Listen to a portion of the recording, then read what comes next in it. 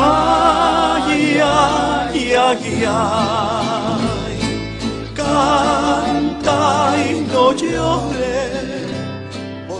Lo del culto a los muertos tiene una cuestión que viene, por un lado, por el lado europeo, porque sin duda en Europa también existe, aunque con formas distintas, pero ellos han seguido mucho más la tradición mexicana precolombina.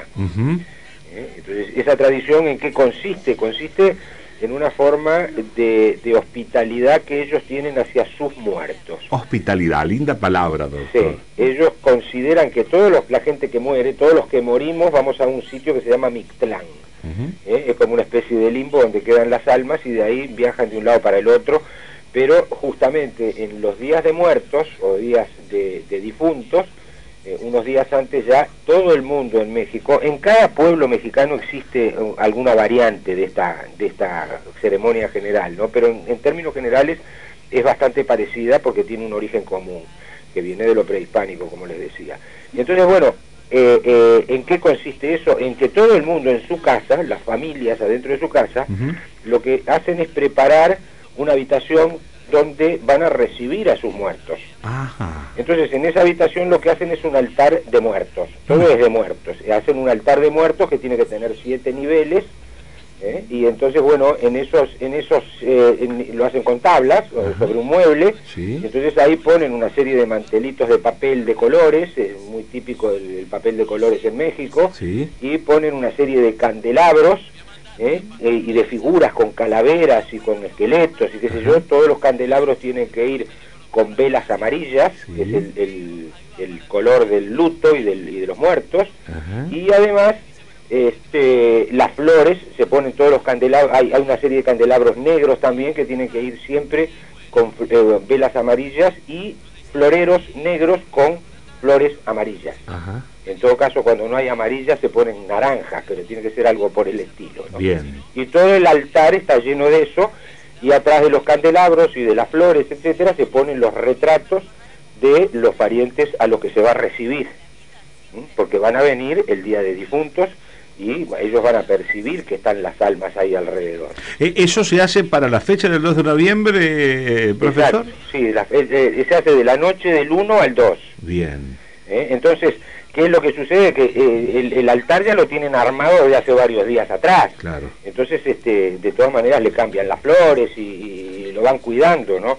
Es toda una ceremonia que dura varios días. ¿Eso se da en las afueras de México, en todo México, en la capital, en el Distrito Federal, en ciudades chiquitas? Yo donde lo vi casi siempre fue en la Ciudad de México, en el Distrito Federal. O sea, ahí desde las familias más cultas y más y con mejores posibilidades hasta los más pobres, todos hacen su altar de muertos. Qué curioso. Y además en la misma casa también preparan toda una serie de viandas, de comidas que se le ofrece a sus muertos. Obviamente no va a faltar ni el tequila, ni el pulque, ni el mezcal, que son las bebidas típicas, que se ofrecen también a los muertos, y el pan de muertos. Hacen unos panes grandes que a veces tienen forma un poco como de momia, que se ponen también sobre el altar y que después se consumen con los muertos. Y otra de las cosas que más abunda y que ellos les encanta hacer es hacer calaveras de tamaño natural y de diferentes tamaños también, con de azúcar. De azúcar. Son calaveras de azúcar que se hacen y en la frente se le pone una etiqueta con el nombre de uno de los muertos. O a veces cuando se hace una fiesta para honrar a sus muertos y se invitan amigos, etcétera, hay muchas veces esas calaveras, yo tenía una con mi nombre. Ay, pobre, la flauta. Porque para cada invitado le ponen una calavera con su nombre. ¿Había salido favorecido por lo menos? No sé si salí favorecido, pero después de eso duré bastante hasta ahora.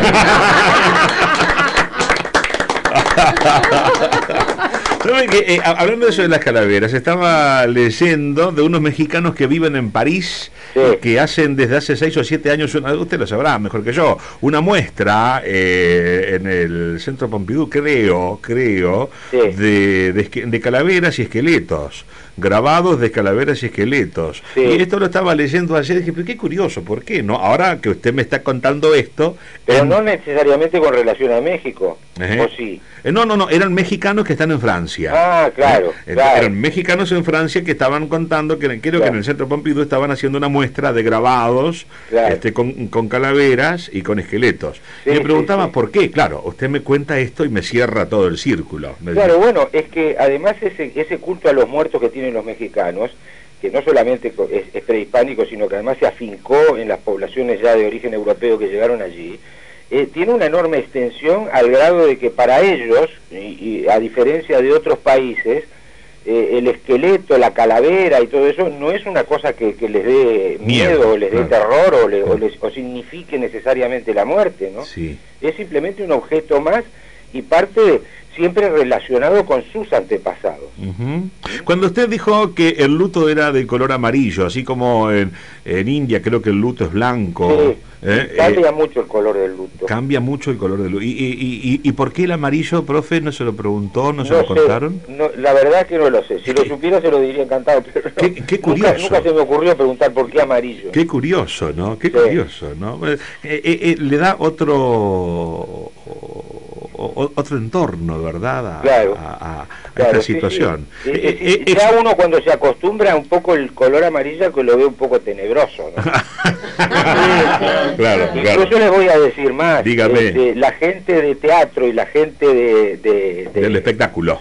Del espectáculo en general en México tienen terror al color amarillo. ¿Ah, sí? Pero terror, si en un estreno alguien aparece con un suéter o con un saco amarillo, lo sacan a patadas. ¡Ah! La flauta, pero qué barbaridad. Así es, porque dicen que es de tal mala suerte que se puede fundir la obra y que las críticas van a ser espantosas y que la obra se va al diablo. ¿Qué sucede en los cementerios en México, bueno, profe?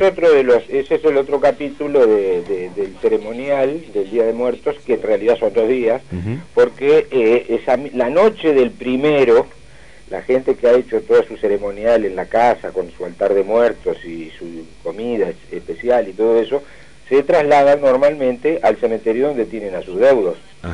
Entonces llegan ahí y ahí lo que hacen, eso sí, yo estuve en alguna oportunidad, los cementerios están absolutamente iluminados, todos, entonces la gente entra en el cementerio y lleva toda una serie de canastas con vituallas y el mantel y todo eso, y sobre la losa de sus antepasados o de sus muertos ponen el mantel, ponen toda la mesa, ponen por supuesto un lugar para el muerto que se está homenajeando ese año, y entonces se come ahí, se bebe y se baila, entran mariachis y todo el cementerio es una fiesta.